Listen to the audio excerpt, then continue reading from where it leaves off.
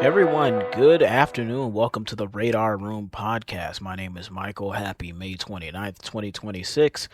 Let's get right into it. We have tropics that are busy right now. We have a tropical development chance in the eastern Pacific right now, and we are watching the tropics in the Gulf and the eastern side of the United States right now. All right, right now in the Eastern Pacific, we see that we have a 60% chance of tropical development right now at the time of this podcast, showing in that 7 day graphic 60% chance in the next 7 days, which is possible. Not expecting the next 48 hours, so as we get to that 7 day threshold, we're having that possibility of tropical formation that's just southeast of Hawaii, right in between Mexico and Hawaii there. So that is the outlook there for that region. In the Atlantic, we're not seeing any sign of tropical formation expected in the next 7 days. This potentially could change as we have been gathering that information, trying to see if we're going to get that tropical development. Now we're having models like GFS and European. Those recent runs are now showing the possibility of those storms rolling off the coast of Georgia and the Carolinas, maybe creating a storm spinning up out there in the Atlantic, and could it re-enter back in the New England area? So many questions need to be answered here, and we're trying to figure out the data. We're trying to figure out the modeling. So as you go to those Gulf Coast areas and those eastern coastal areas, really anywhere, this time of year we are watching carefully for the potential of formation throughout these warm waters and things of that nature, taking into consideration those factors. How will that impact? How warm will it be? And things like that. As far as right now, conditions across the United States right now, we are seeing those rain showers. Not as rainy as it was yesterday. It'll probably kick off more some of those showers and thunderstorms again. Flood watches for eastern Tennessee and western North Carolina.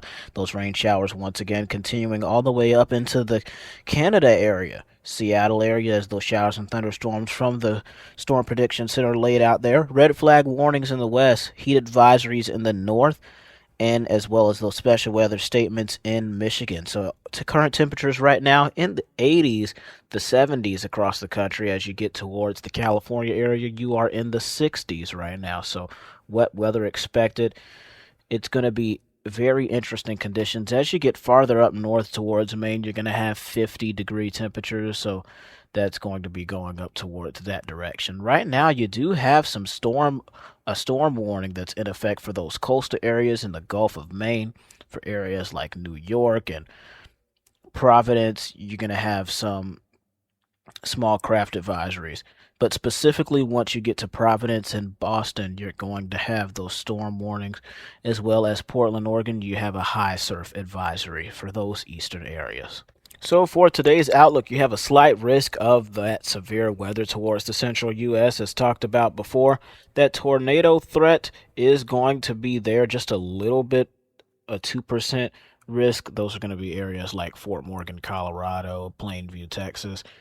Also, some wind that you need to watch about in the central U.S. as well, and then that hail threat across the central U.S. Now, as far as tomorrow, we have a different outlook for you. It's going to be sort of similar pattern of weather as we continue to move on with these showers and thunderstorms, those summertime sort of storms.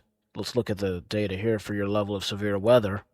Across the central U.S. and more northern areas, you have that slight risk and marginal risk, as you did the other day, but it's going to be more shifted towards the north. The tornado threat is in the little area in the middle of the U.S., sort of a bigger area, but it is going to be areas like Lexington, Nebraska, areas like that, 2% chance of tornadoes. The wind threat is going to be mainly in the central U.S. again, and getting to 15% as you go more northern this time. So sort of almost the same setup as today's outlook, but for tomorrow it'll be more northern. For the hail threat, you're going to have same thing. Northern and the central areas are going to be dealing with it as well. Now for your day 3 outlook, which is going to be on Sunday. Sunday right now we are seeing that marginal chance of those thunderstorms across the whole central United States, extending all the way up from Montana once again, all the way down to Miami-Dade County, Florida. Showers and thunderstorms, and that marginal threat is mainly in the central region, but for Montana all the way down to Miami-Dade County, you have the thunderstorms that will be packing a punch there.